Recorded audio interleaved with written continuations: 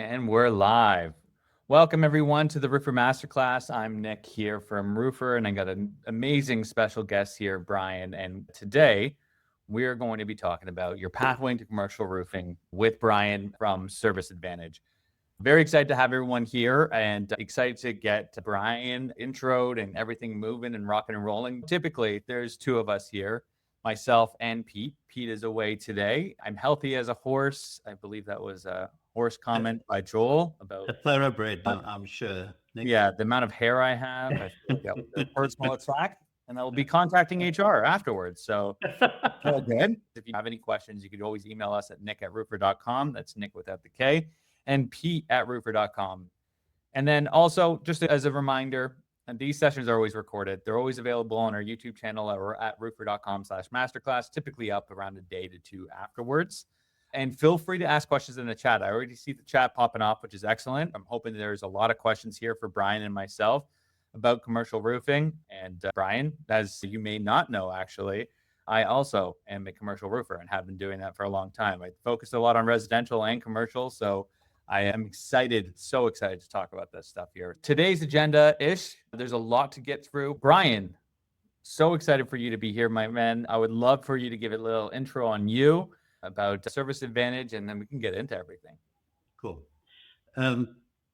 Really, Nic, what we do is we help guys get into commercial roofing, or people who are already in commercial, we help them grow their business.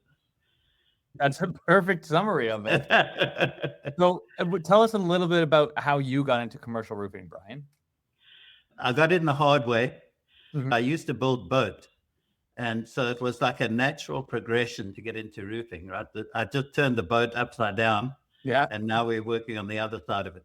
But I started at the estimating level, and that was in the 90s. And that's actually a really great place to start as an estimator, because you got to figure out how to do all these things. And then you can get in the field and burn yourself at practice. Right? I was fortunate to be vice president of a small roofing company that over 20 years or so turned into a $70 million roofing company.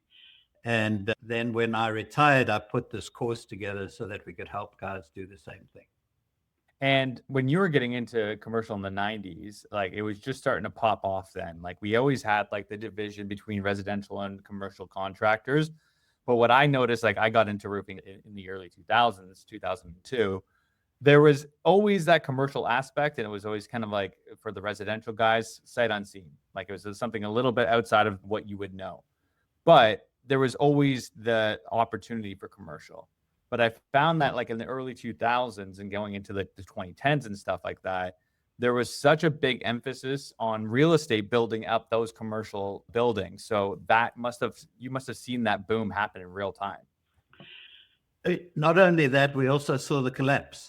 Right, yeah. 2008, we were literally saved by the fact that the owner of our company had this vision of a service business.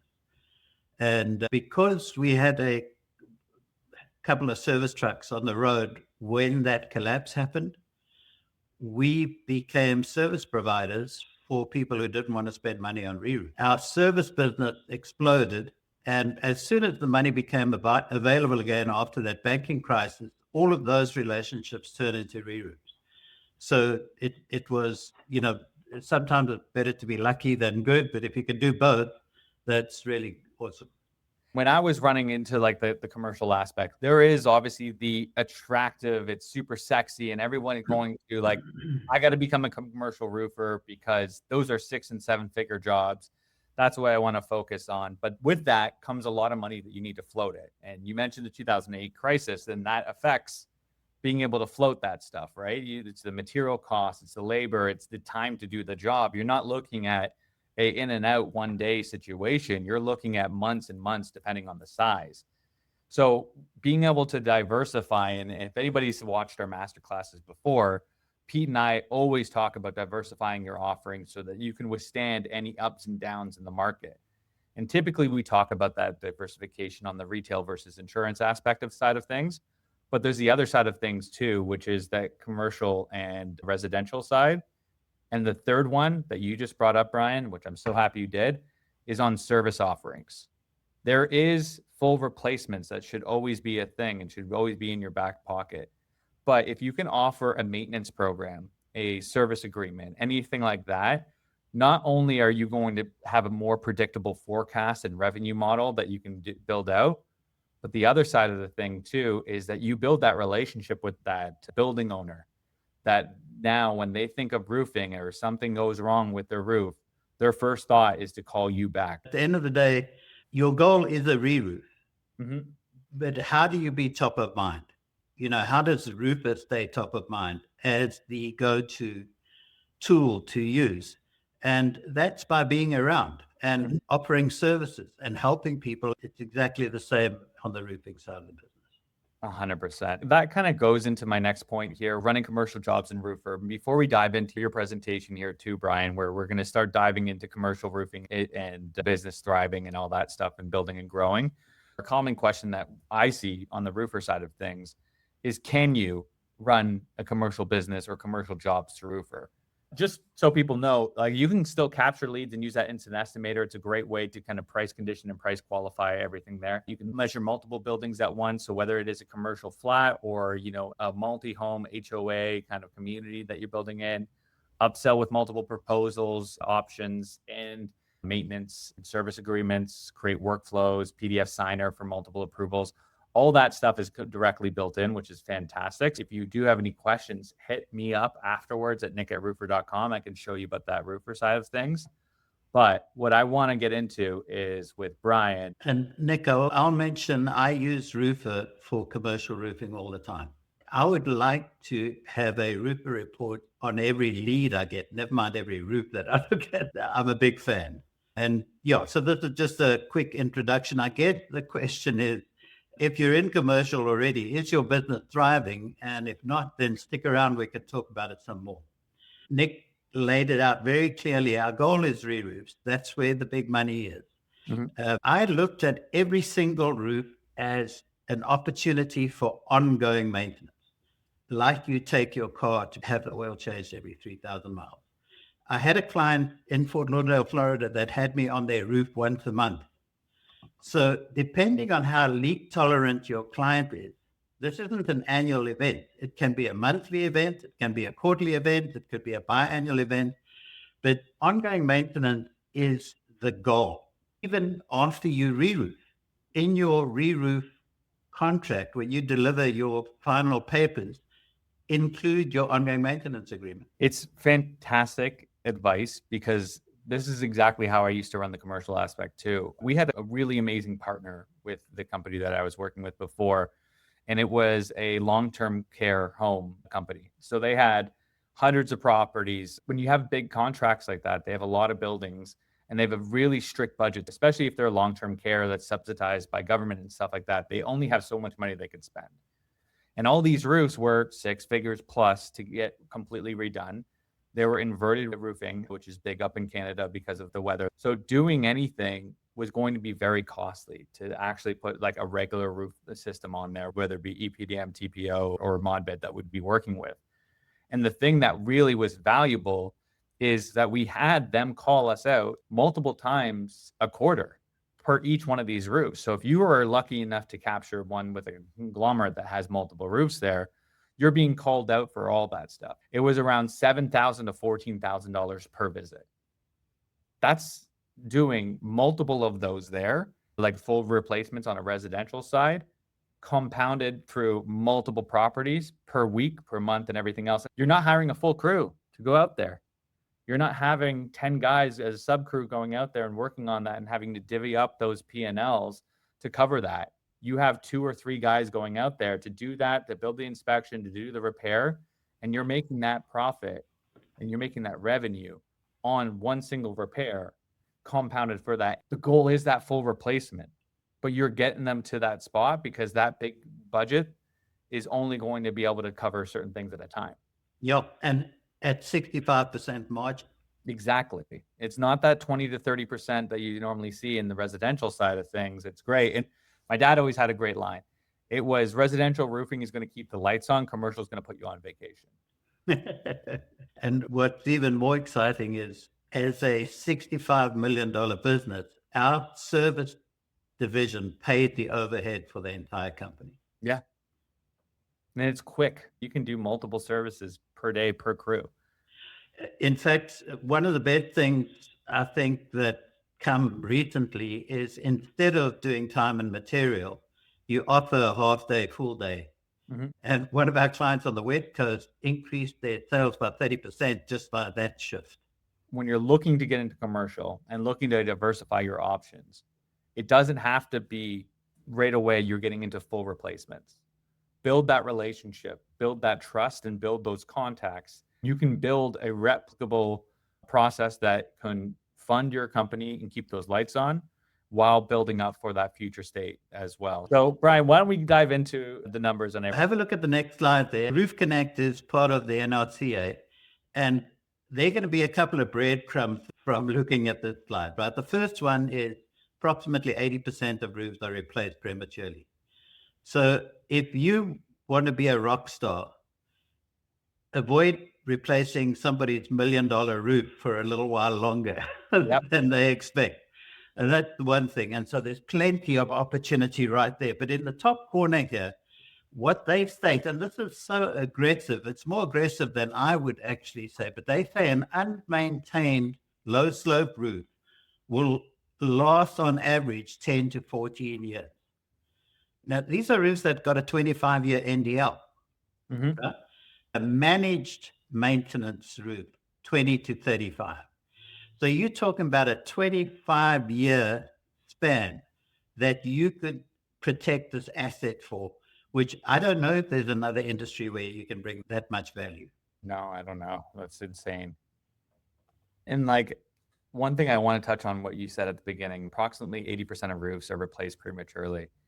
When we talk about getting in and building in those relationships with people, what got us in with that long-term care home was I was asked to go just take a look because they were getting a quote for $80,000 to replace a balcony. I went in there and realized that the issue was not the roof itself. To your point, Bryan, it wasn't past its NDL. The substrate was fine. The flashing was fine. I did like a deep, detailed inspection on everything. What I realized was that the drain was clogged and it was cracked halfway through. So the leaking was actually not coming from the roof, but the actual drain coming inside the property there. And I said, like, hey, I'm going to repair this for you. It's probably going to cost around like $800 to $1,000. Is that okay? And the conversation to the guy, the property manager who was in charge of it, he goes, hey, man, I need you to jack that price up. I was like, oh. And I'm like, I don't feel comfortable jacking up the price. I told you I'd come out giving you an honest assessment. He goes, I'm going to look like an asshole because I got them quotes for $40,000, $60,000, $80,000 and you're about to do that. Save us a lot, but I need you to do that. If you do that for us, then we got this relationship and the rest are going to be gravy for you. And that's what I ended up doing. I refused to go up to $5,000. I raised it up to $2,000. I said, this is my max, tell the story, and then you're going to look like a rock star, not me. And that's how I got in on there. And that kind of leads into what you're talking about is the reactive maintenance and the focus on all this stuff and preventative maintenance is not only going to get you sustainable work, but it's also going to build those relationships. Yeah. And you have to sell it as ongoing. I'm going to be here. Get used to my ugly face because I'm going to be around. Awesome. Well, let's get into this next one here on all the roofs in your market. So 5% of roofs get replaced every year. In a way, we're looking for a needle in a haystack. Of that 5%, if you were lucky enough to find all 5% in your service area, you now have to bid them against other roofers and you're only going to win about a third. So this is bringing you down to about a 2% number. And again, this just reinforces that need for service. Because if you have a roof on an ongoing maintenance program, you are actually going to be telling your client when it's time to do a coating, when it's time to reskin it, when it's time to replace it. So you're no longer looking. The fox is in charge of the hen house at this stage. Exactly. When you're building in that competition and you're giving a generous 30% win rate on this aspect here. But I want to be brutally honest. You're not going to win at 30%, especially if you're starting off early. because who your competition is, the Flynn's, the Centimarks, the Tecta, like all these massive conglomerates that do $1 billion worth it. And they have the name brand and the marketing and everything behind them and the relationships building. The other big thing, and depending on your market, is that you're not just competing about other companies, roofing companies. You're competing with spec builders, you're spec writers, you're competing with manufacturers and everything else that actually control a lot of this market as well. So if you're a brand new company trying to get into commercial, that 30% would be a godsend. The truth is that if you're starting off, it's going to be a lot smaller. And to get into those markets, like Bryan's saying, let's not focus on the competition. Let's focus more on what we can offer and the value that we can bring to that property owner, that conglomerate that's owning like property management group or whatever the case is. And if you can cut their costs on honest assessments and clean, easy, repairable roofs, you're going to get those big jobs down the line, and it's building that pipeline. But you're not doing it for free. You're getting paid. That's the best part about it. So you're able to open all this stuff up very easily. Nic, you've been in the residential game as well, so you know that sales in the residential market are won at the kitchen table, right? Mm-hmm. Re-roofing projects are won at the estimating table. And the repair estimates are won at the conference table. Just to dig into that a little bit, on the re-roof side, what you need to bring to the table is some value engineering smarts. You've got to look for ways to get the best roof system for your client. My friend Greg, the owner of our company, used to say to people, how dry do you want to be? We got a roof here that we could re-roof for $500,000 or we could re-roof it for $350,000. Do you want to be $500,000 dry or do you want to be $350,000 dry? Because that can be the difference between, a fiber tight and a 4-5 TPO. They're both going to keep you dry. It's just, what are you going to do with that building? If you estimate it, and estimating is really the key to the re-roof business, right? You need to have an accurate estimate. And what you guys do at Roofr is phenomenal, because I can walk into a client's office and I already know the dimensions of the roof. Now you've added an estimating component. I've got a nice picture of the aerial of the roof. When I say the repair jobs are won at the conference table, I would like to suggest that you never inspect a roof without first meeting the decision maker. And that's a hard thing to do, right? Baby needs shoes. We got to get some business in, but eventually get yourself to this point where that's a rule, because that meeting is so valuable that a couple of our clients pay their account managers hundreds of dollars, literally $200 per meeting, regardless of whether they get anything out of it. And I love getting in front of the decision maker. It's super important, because you want to understand their pains, you want to understand their needs, and you want to understand their budget. Classic sales acronym that some of you might know is BANT, BANT. Budget, authority, need, and timeline. You need to get all four before you dive into this, especially at something like this, because it's a commercial building. More times than not, you're not going to be... I'll never get over those slides, too. It's kill me every single time. But you'll never be able to get in front of them if it's not on the conference table. So you need to find out their budget. You need to find the authority. As Bryan's talking, you want to be in front of that decision maker. And the needs is finding out the problems. The need is not always, I got a leak. Is there need to repair and maintenance, or looking for a full replacement and everything else? And what's the timeline on this? Is it ASAP, this thing's leaking and I need to get help? Or I want to create a long-term fix so that I can slowly build everything up while we regain that budget. Without having that decision maker or that authority figure there, you're not going to get a correct answer, and it's going to be broken telephone, and you're frankly going to be wasting your time 9 times out of 10. Cool. All right. How you structure your business is key. And the fact is that you have to be great at getting leads. At the end of the day, you are really a marketing and sales company that happens to do roofing. Right? There are a lot of things we have to be good at roofing, and it's hard. It's not an easy business. This is one thing you've got to be great at. because you can't sit and wait for somebody to make a decision. Mhm. You need to have 100 people in the decision process so that one of them is going to come through. Say your annual sales goal is 2 million and your gross margin on reroof is 30%, right? Mhm. And your average job size is 225,000.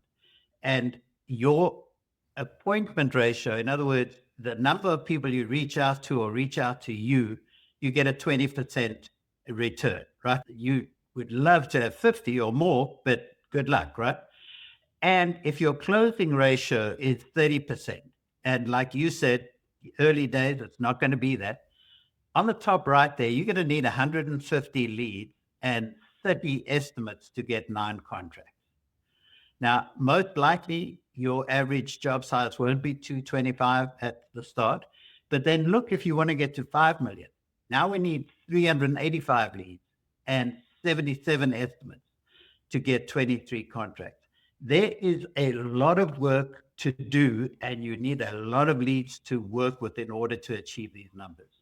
When we were talking about the instant estimator and marketing tools and everything else that we've done on the previous masterclasses, not all leads are created equally. You need to be able to price condition and price qualify them because it's going to help you be a little bit more direct. One of the beauties of Roofr is I know what that roof is. I know how big it is. I've got a nice aerial of it. If I look at an aerial and this guy's got 7 low slope warehouses, I'm making sure that I'm going to do a lot of homework on this before I go and visit this client. Mm-hmm.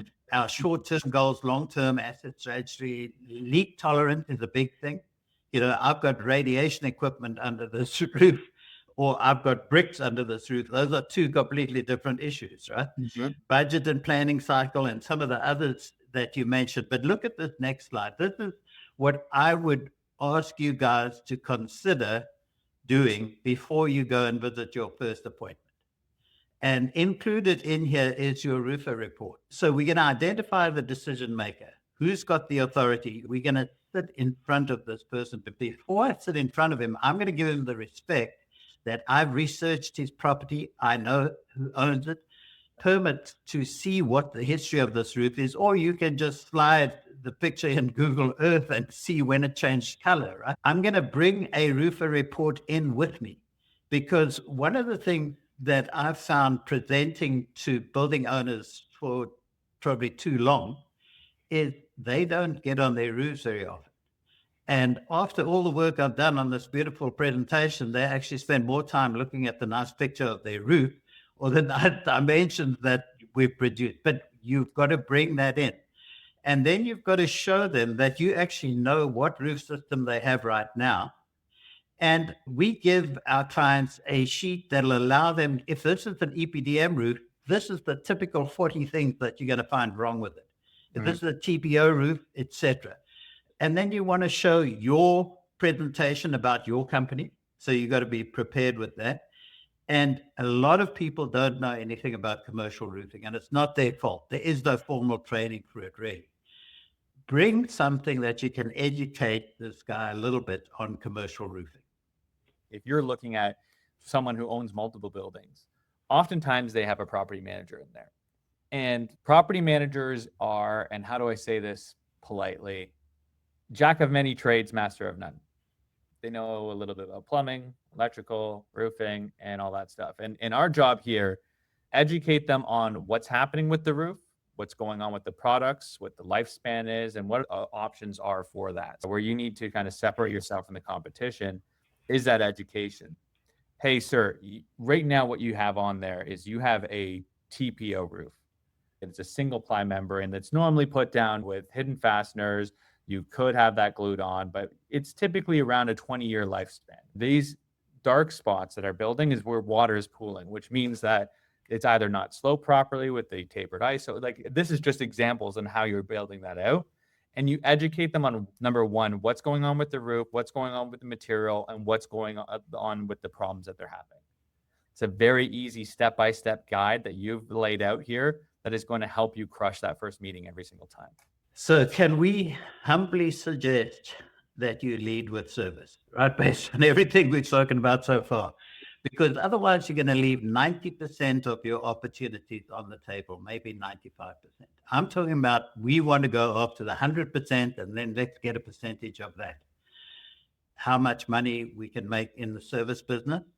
This is where I worked, and this is a $12 million service company operating at over 60% gross margin. So there is money in the service side. So yeah, we talk about win-win-win. So let's talk about the building owner for starters, right? This is a Canadian guy, you can tell. What the hell, Bryan? By the hair, you know, the difference between you and him, Nic, would be combed in. You know what, Bryan? We were going to report Joel to HR. I'm going to report you next. You're going to be on these shows on your own in future. Yes. But so look at the thing, maintain the manufacturer's warranty. If you go right now onto John Manville website, GAF, Carlisle, look at all of their warranty documents. Every single one of them says you have to maintain your roof, otherwise your warranty is not valid. And a lot of them say keep records. So you can also do that for your client. The other thing we touched on earlier is if I've got a $500,000 roof, everybody's telling me I've got to replace it. And I say, no, I can extend the life 10 years. I've just kept $500,000 in your pocket for 10 years, and it's probably going to cost you $5,000 or $6,000 a year, if that. Right? So it's a huge opportunity. And then you've got a menu of things you can do to keep this roof in good shape. You can allow that property manager to have an easy budget. What's your budget for roofing next year? Well, I use Nic's company, and I know it's $6,000. And he's already told me when we're going to have to replace it. He's told me what sort of capital investment we're going to think about because he's projected the life of the roof. He's actually extending the life of the roof. If your building owner has a tenant, the tenants may not pay their rent. They may pack up and go home and send you the bill. There's a large auto dealership in town here. All of the mechanics were out and all of their tools were out. I don't know what that was costing them an hour. But I got on the roof, I said, you guys need to clean your gutters. And I said, why don't you just let the maintenance guy do it? And he said, Bryan, you do it. And while you're up there, I want to replace those 11 skylights. It turned out to be a good thing. And he used me forever. So we're talking about that peace of mind. We're talking about minimizing downtime. And that's a big part about extending the life of the roof, that bullet point there with coatings, recovery, and re-roof. Being able to give a good, better, best, the best, better, good, upgrades, options, so on and so forth. This is a perfect breakdown of it right there. Providing those options are going to be very important and provide the easier budget for the owner and the property manager there. Yeah, so this is a South African guy. South African. Yeah, he doesn't, not wearing a tie. It is really all about your client, right? Because that's what's going to keep you in business. But the good news is it's also great for you. You're going to create an environment where roof work is not only reactive. We actually had 1,500 ongoing maintenance agreements. We had 5 trucks that's all they did was ongoing maintenance. And guess what? When it didn't rain, we probably had 12 trucks doing that. But we didn't have to send people home. We had this income that was all, we would start the year with $3 million in sales because that was our maintenance portfolio. So you've got this consistent revenue. You can spread the load in lower time. You're the top of mind guy, right? You know, what's your favorite soda? The marketers say we can only have so many favorites of each thing. You're going to be the favorite roofer. It's very profitable. It's scalable. It's repeatable. These guys are going to refer you. And like I said earlier, you're going to be telling your client when he needs to do a coating. He's not going to be telling you. And then very important is this proportional growth. Because Nic, as you were saying earlier, you come into this business new and you're not going to be well recognized. So we want to show you how to proportionately grow your company so that your overhead does not kill you. And that's a huge part there. When you're building a company and scaling a company, whether it is for a legacy brand that you want to pass down to your family as you go along, or if you're looking to get acquired by PE, having predictive and honest and forecastable revenue is going to be very important for either side of those things. What I love that Bryan said is that he had that company that they started in January with $3 million in sales. Now, if I can relate that back to what happened in 2025, there was a lot of things that happened that made it a tough year for a lot of roofers. Number one, the macros out of whack. There's the stock market issues that did trickle down to those homeowners who want to hold that money a little bit tighter and not fix it for right now because the interest rates are a little high. Number two, there weren't any storms. This is the first time in, I think it was like 15 or 20 years that we had no storms hit. So that kind of stuff can really affect you growing and scaling your company. And if you continue to diversify with re-roofs or residential or whatever you want, it is a scalable business now. And nothing is better in business than having something that is forecastable and repeatable. So this is going to help you do all that stuff. And my favorite thing to talk about as well is that generation of referrals and upsell opportunities. This is not just a one-way street where you're looking to get into commercial and that means you're going into full replacements. You need a big wallet for that. And you need a big name and you need to take some time there. What I'd like you guys to think about is your business in a couple of categories. What's your service revenue? What's your construction revenue? What's your overall revenue? But there's a very interesting trend here. As the service revenue increases, the construction revenue increases above proportionately. This is the actual truth. And this is a company that their re-roof business was between 4 and 6 times their service business consistently over a 20-year period. So the one builds the other. The service builds re-roof, but if you're thinking forward, every re-roof is an ongoing maintenance plan, right? Because that's what the manufacturer requires. So re-roof is building service. The one builds the other. If you're just going after the big whale, it's going to be a long haul. Mm-hmm. There are whales out there, but building that way of getting to those whales is important.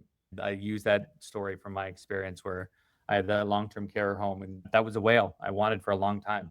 And I knew the people involved. I knew the project manager. I knew the authority figures, and I knew roughly what their budget is. But to get in there, it took a service agreement. It took that lead by service aspect there.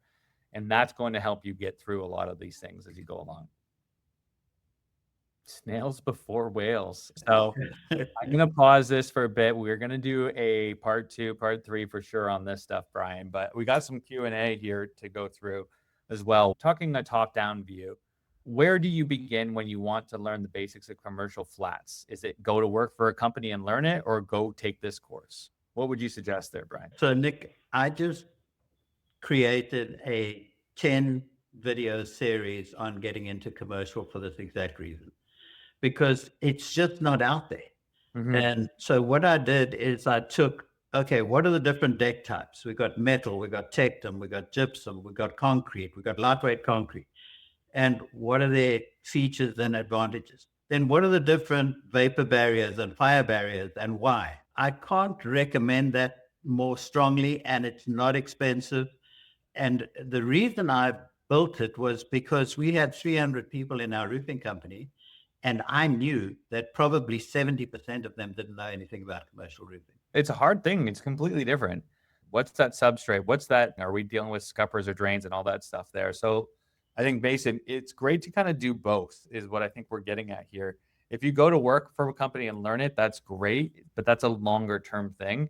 If you want to understand, go to Bryan's website. We added the link at the bottom there, and you can learn a little bit about what you need to do for commercial roofing as well. And then you've also got the manufacturers, Mason. So they love to teach you, right? Because they see in you their future multi-million-dollar roofer that's going to use their product. Go talk to your supplier. They'll have those courses running. And also like trade shows will help you a lot too. Go to those IREs, those roof cons, those smaller ones there. And typically those larger ones will have that training built in. All right. For the next question here, the service package, do you do a month subscription? So generally, I want to offer an agreement that either of us can cancel at any time, right? Mm-hmm. I want some flexibility there, but I am going to recommend the number of visits to that roof based on how leak tolerant they are. Mm-hmm. So it's certainly going to be seasonal, right? Because we get issues with temperature changes and climate changes. But then if it's an older roof, we're going to probably be on there quarterly. Will Roofr link to ABC at QXO SRS commercial materials? Yes, we do. So you can link both your residential and your commercial options in there. So you can get live pricing updates, live material orderings as well. And that's going to go directly into their online ordering platform with those roofers that are in here. That's what the suppliers are pushing you to do anyways. So just use Roofr. You'll get live pricing. It will go directly into that as well. I want to touch on what Justin asked here. He asked for you, Bryan, those 6 to 12K jobs, were they just repairs? What we didn't get to today is how we start building this service business, right? And Nic, I know we'll get an opportunity to do that for these guys down the road. Mm-hmm. But if you think of it in these terms, we want to take that roof off the street. Now, as a professional, this is how you need to operate. If you think about the other professionals in your life, your doctor, for instance, will check more than just your temperature, right? They'll probably bang on your chest and whatever you, but you get to my age, they're putting all kind of instruments on to see why you're still alive. Mm-hmm. Your mechanic is going to do a 200-point inspection of your truck, right? What I'd like you to do when you get on a roof is inspect every single thing on that roof, everything, because mm-hmm. it's very rare that a roof leaks in isolation. I almost guarantee you'll find another 20 things that are potentially going to cause it. So inspect the entire thing. And that's a huge thing. If you're coming from the residential side and going to commercial, because on residential, it's pretty easy to find the point of entry and the cause of it. You just follow where the water goes. But when you're dealing with a flat roof, especially depending on the substrate that you're working with, is it inverted? Is it single ply, double ply, whatever the case is, water is going to do some magical stuff. And where that entry point is here, 9 times out of 10, it's not being caused from something right here. It could be across the entire roof there as well. So you really have to take a look at the entire scope of things and understand where anything can go. And then prioritize them as well, Justin, because not everybody's going to buy everything, right? Mm-hmm. Some people have a budget. So prioritize. Next time it rains, this is going to leak. You should fix it. These pitch bands should be topped up. You know, there's nothing in here. Birds are bathing in them. So that's a maintenance item, but it's going to cause the leak. So prioritize them so that your clients can make a good educated decision. Bryan, this was fantastic. We had a lot of people coming in. So if there's any other questions, feel free to reach out to myself at nic@roofr.com or at Bryan. Bryan, can you say your email real quick? It's Bryan at Service AdvantEdge.net.